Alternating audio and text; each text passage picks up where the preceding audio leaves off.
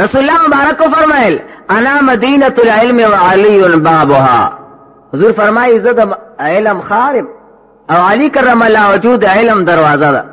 دا علی کرم اللہ وجود یو سو خلق دشمنان و خوارج آگے طویل سخت ور سر اورانا نو لس علماء راجم شو یو چل بوکو علی صاحب چې د علم دروازه د دنه به تپوسونه کو خو تپوس به یوي جوابونه به لسی. دا کیسه ستاسو په دې سکول کتاب کې مشته که چاته یاد دی. علی صاحب رضی الله تعالی عنہ کوټه کې ناشته یو مولا ورته راولېګا مشوره وکړه ست تپوس به کو ودا تپوس به کو چې علم خشه ده کمال کم یو خصیص ده پیسې خصیص ده کا علم اثر ورته راغی علی کرم الله وجود فرمای علم خصیص ده کمال. علی صاحب ورته فرمایلی علم بخصیزی دا خشه ده علم وای صدر الا سره ده وای جواب دا ده لان العلم لا ينقص والمال ينقص. علم چې څومره خرج کې کمیږي نه خو مال چې خرج کې نو کمیږي. خیالم کړه عالم سړی ته وای زر اور مولوی صاحب یو مسله خوراتاو کا هغه درته ون خلی ثابت کتاب درته وای دا مسله فلانی کتاب کې دا فلانی صفحه د لک قاری صاحب چو فرمایل فلانی صفحه دا فلانی کتاب ده فلانی جلد ده او فلانی مولا لیکل ده دغه نوم ده ټول قصه درته وکي. مالدار سړی ته وای یو روپۍ راکا د لوی تنې ته جو ګور روپۍ مغواړي مله مزدوری نشي کولای. مالدار سړی په مال خفقیږي کمیږي او عالم په مسلې خوشحاليږي ولې علم زیاتی. نو ګوره کم شي چې کمیږي په خرج سره خو نه چې کم سیس په خرج سره زیاتیږي هغه چې نو هغه سیس ده هغه لا بل ورته راغی سی درته ویل دا سره راته وی صبر وکړه ته تاسو کو. علی صاحب ته فرمایي علم افضل له کمال يروي علم افضل له صدل الا سره ده ولان المال يحفظ لان المال يحفظ لان المال يحفظ والعلم يحفظ. وإذا چې دا مال چې ده دا به ته ساتي پیسې چې تا سره د دې حفاظت به ته کې ګاډي کې به ویښ ناسته او علم به تا ساتي. خلک ویل که دا طالب د سره چیړ مکوه دا مولا د خیراب ورته وکي ازار ورته وکي چرته چې پروت بس کامیاب اوسېږي. نو علم داسې یو څیز دی چې دا به تا ساتي او مال داسې یو څیز دی چې ته به ساتي. اګوره چې کم سستا ساتیا خی کنه دا غنه چې تی ساتي. ابل ورته راغی وی علم افضل له کمال وی علم افضل له صد لله سره ده وی زکا لان العلم لا يسرق والمال يسرق. دا علم تانه څوک پټول نشي دا دې څوک غلا نشي کوله او مال غلا کیږي. دا بیا لفظ جواب ورته کړی مقصد مې دا ده چې مالم دومره د خیریت سبب نه ده که سړی مالدار شم دومره لوی بهتر نه ده. علم کې کمال شته. ګوره علم کې څه فائدہ ده سړی قرآن کریم زده کی یا بل ته اوخی یا د قرآن علم زده کی یا تفسیر او تا حفظ یو کی څه فائدہ ده پکې ډېرې فائدې دي پکې خو درې فائدې درته پکې خیمه. بیا دعا کو یو فائدہ خو خاص هم دې سړي ته ده د قرآن کریم حافظ ته پکې یو فائدہ ده دته پکې څه فائدہ ده دته پکې فائدہ ده چې خدای جل جلاله ته دا پټول مخلوق کې محبوب سړی ده دا خدای ته ګرانو ځکه قرآن ورک و امر دې کنه دا خدای جل جلاله ته ګرانو قرآن د خدای کتاب دی چاله چې ورکی دا د خدای طرف نه تحفه ده. هر سړی چاله تحفه نه ورکي. طالبانو کې ډېر خلک طالبان داسې شته لس کاله سبق وایي خو قرآن ورته نشي یاد هغه تحفه قابل نه چاته چې خدای حفظ او قرآن علم ورک بس دا کامیابی د خدای ته ګران شي. خدای وایي بس ته ما ته ګران شو انتخاب وشو او ګورئ چې بادشاه چاته وویل لکه ته په ما ګران څومره لویه خبره ده. د هلکانو ګوره د وزیرانو سره یا د پارټۍ مشر سره فتوا نیوستي او بیا دوکانونو کې او کور کې لګولي وګوره ما ده سره فټو ویستی دی حالان کې پېژني هم نه خو د شا طرف نه راتاو شي او بل ته فټو وباسي هغه نه پېژني خدا ورته سبب د فخر ښکاري ده سره مې فټو ویستی او خدای وایي چې چاته زه قرآن علم ورکمه بس دا ما ته ګران دی. ما ده ته تحفه ورکړه او هغه سړي خو تا ته د سره تحفه هم نه ده درکړې. نو یو فایده ګورې پکې دا ده رسول الله مبارک فرمایي په دې عامو خلکو کې د قرآن کریم عالم ملائکو ته داسې ښکاري لکه د انسانانو ته چې ستوري ښکاري. ستوري رڼا کوي که نه موږ او تاسو څومره ښایسته ښکاري. په دې ټول مخلوق کې ملائکو ته دا قاریان او حافظان او علما داسې روښانه ښکاري لکه ستوري شي. ګوره څومره د سعادت خبره ده. ستورو کې څه کمال دی ستور د ټول اسمان د خایس سبب دی. ګوره که اسمان کې ستوري نه دومره خوندور نه کومه شپه باندې چې اسمان وریږي خلک ورته ګوري نه زړه تنګېږي ورسره، او کومه شپه چې اسمان شین او ستوري ښکاري هر سړی ورته ګوري څومره ښایسته شین اسمان دی، ستورو کې کمال دی. او دا ستوري د حسن دپاره پیش کېږي. نبي علیه صلات وسلام د حسن دپاره پیش کړي. حضور صحابو ته وایي ما تا تم پکې نصیحت دی اصحابي کالنجوم. حضور فرمایي زما صحابه په شان د ستورو دي، بعضهم اضوأ من بعض، بعض پکې ډېره رڼا کوي بعض پکې کمه رڼا کوي. فمن اقتدیتم اهتدیتم، چا پسم چې اقتدا وکړه بس جنت ته بم سیده بوزي. وامرېده نو یو فایده د قاري د قرآن له دا ده پکې دویمه دا خدای ورته ټول ګناهونه معاف کوي.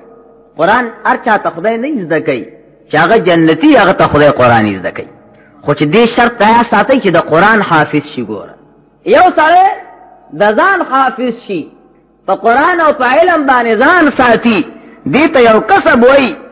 بټۍ کې کار نشي کولی، زمینداری او دکانداری نشي کولی، وایي راځه جومات کې به امامت وکړي، بس ګیره پرېږدي او پټکې ووایي دا خو اسانه کار دی. دې ته د ځان حافظ وایي. یو د قرآن حافظ دی. واو دې اورېدل که نه؟ یو عالم تقریر کو وایي څوک چې قرآن کریم زده کړي که نه نو د هغه بدن مبارک دا په ځمکه باندې خدای حرام کړی، بدن یې بیا ځمکه نه خوري. دا خبره بادشاه واورېده چې ملا صاحب دا مسله وکړه. بادشاه سره یو حافظ ناستو، د هغه بچو ته به سبق هم ښودو، بادشاه یې ډېر ښه قدر کو. هغه وفات شو.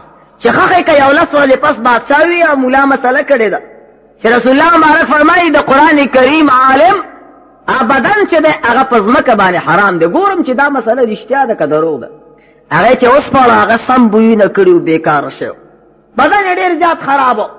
واپس یې بند که ولې ورشئ هغه ملا ده او ملنګ ته آواز وکئ عالم یې راوسته تا دا مسله کړې او دا خو غلط دی، ما سره قرآن کریم حافظ و هغه بدن خو خاورې شو.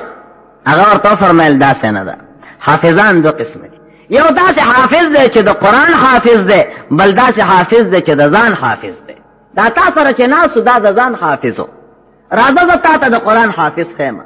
یو عامه لار وه، وایي دې لاره کې دیره ښکاري، وایي نه ګیر چاپېره خو دیره نشته، وایي نه ولې ښه دا ځای وکنه د لارې منځ چې کله کنده که یو قبر پکې راووته، یو ښایسته نوراني سړی پکې پروت و، د غسل اوبه یې ګیره کې پرتې وې، ډېر یو خوشحاله خوش طبیعته او د لحد د سر نه یو بوټی راوتی و، هغه یو ښایسته سیو نیولی و. دا سیو نه به لږې نری نری هغه جوس راتله د ده خوله کې به غورځېده. بادشاه صاحب دا د قرآن حافظ چل دین کې دی. ګوره چاته چې خدای جل جلاله دین ورکړ آخرت هم د ده دنیا هم بیا د ده، بیا د سا پکې تکلیف نشته. ګوره دنیا کې دې مزې کوي او آخرت کې دې بیا مزې کوي. او چې د خدای نه لرې شي بیا نه دنیا کې خوشحالي شته او نه آخرت کې خوشحالي. پیسو کې خوشحالي نشته. مالدار خلک که تاسو اورئ د شپې چې وده کېږي نو ګولۍ خوري د نشي، هغوی له خوب نه ورځي. مالدار خلک چې شراب سکي د مستۍ نه د غم نه سکي. ګوره د نشو والا هر نشي والا نشي تپوسو کې تر نسواري پورې د هغه د نشي سبب به غمي. ګوره هغه چې خو په تکلیف راوالي زه بس نشه وکړه دماغ بل طرف ته واوړي نو طبیعت یې ښه شي. دا واحد دین ده. ګوره دې کې نشي مشي نه وي. دا خدای جل جلاله سړی هم داسې ښایسته کوي. که تاسو د قرآن کریم عالمان طالبان لیدلي یو روپۍ ورسره جیب کې نه وي خو دومره پاکې جامې او دومره ښایسته ته دا سم مالداره دی. دا هغه علم دومره د خوشحالۍ سبب دی. خدای پاک دې موږ او تاسو د علما او محبین وګرځوي. او دا دومره ښایسته څیز دی. نبي علیه صلات وسلام موږ ته وایي داسې چل وکړه کن عالما یا خو ملا شه. کلک ملا ځان نه جوړ کنه ټیم د سره نه یا متعلما بیا طالب شه. څه زمینداري کوه او څه مدرسې ته زه سبق وایه کنه یاره بس نشم تللی مدرسې ته دا خو ډېر ټیم لګېږي. نو حضور فرمایي او خادما بیا خادم شه کنه کله کله ورته چای راوړه خدمت یې کوه. یاره دا هم د لاسه نه کېږي. رسول الله مبارک فرمایي او محبا زړه کې خو سره مینه ساته کنه. ولا تکن خامسا فتولک پنځم ځان نه جوړ نه کې د علماو د طالبانو دشمن ځان نه جوړ نه کې هلاک بشي. ګوره یو خوشطبعۍ دپاره قیسه درته کوم. یو سړی او د طالبانو خدمت به یې کو. طالبانو خدمت به یې کو. هغه سړی د شپې خوب ګوري. قیامت ته قیامت نو مخکې د دې نه چې اوس بېګا ته خوب ګوري د روټۍ هغه بار دیور کې ولاړو چې د طالب خبره اورېده چې ګوره ما ته یې غویې وویلې ډېر خفه شه.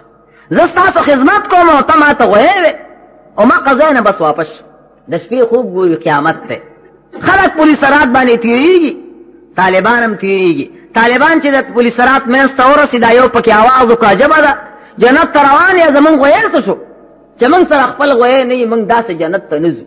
ورشه هلکه هغه غویی راوله، هغه د لاس نه ونیو واوړېده. سار راله ویلې ما ته غویی وایې خو دې مجلس کې ما پرېږدی.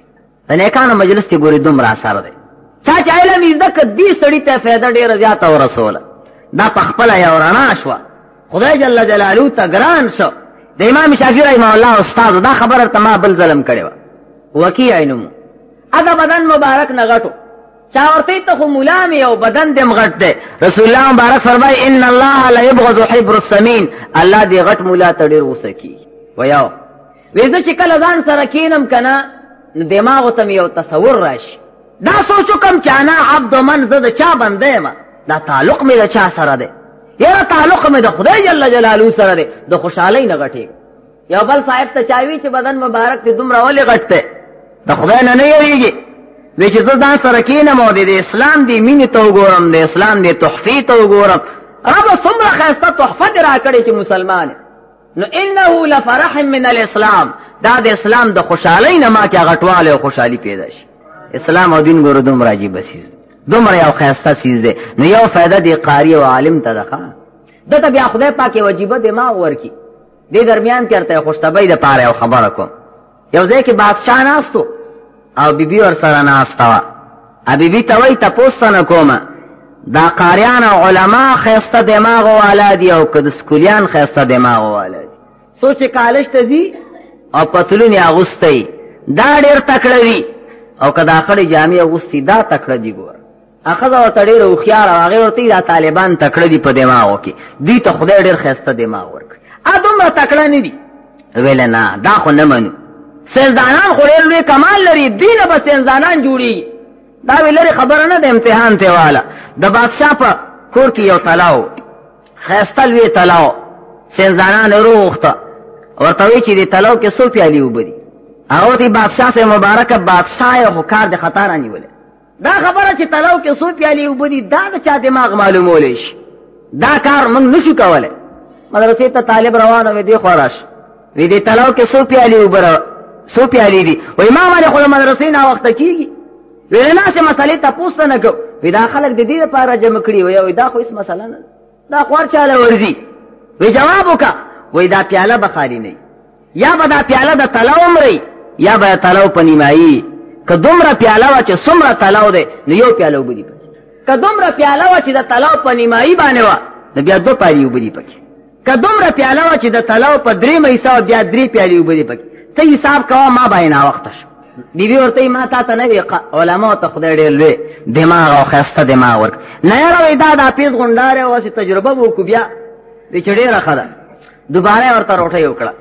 چې روټۍ ورته وکړه نو داسې چل یې وکړه، سینزانان او سکولیان یې اول راوسته او داسې د لاسونو پسې ورته لرګي وتړل اوږده اوږده. نو چې لاس داسې نه شي نو خوراک به سړی څنګه کوي؟ ورته کېنو شا به روټۍ خورئ، لرګي ورته کلک کلک وتړل، لرګي به نه کولاوئ. بادشاه صاحب چې لاس هم داسې نیغ نیولی څنګه خوراک به کوو؟ بس کوئ به نو. داسې نیمه ګنټه تېره شوه، یو دانه روج یې ونه خوړه. وایي ماړه شوئ؟ ویل بلکل. بس واپس ته لاړه. د حق چاریار مدرسې نه طالبان راوستل، راشئ دا روجي وخورئ. هغوی چې کېناستېده نو یو 5 منټه یې سوچ وکړو اوس به څه چل کوو. یو طالب ورته وویل یاره تا میزان صرف نه دی ویلی، په دې کې یو باب راځي هغې ته وایي باب د مفاعلې. میزان صرف دوه حصې دي، یو ته میزان صرف وایي بل ته منشعب وایي. منشعب کې یو باب راځي ضارب یضاربو، یو بل وهل، قاتل یقاتلو، یو بل سره جنگ کول. دا خو بس دی علم چې خو نوره فایده نشته، دا خو پکې شته. داسې پینډه وه، وایي ته به یې ما له خوله کې راکړې او زه به یې تا له خوله کې درکړم.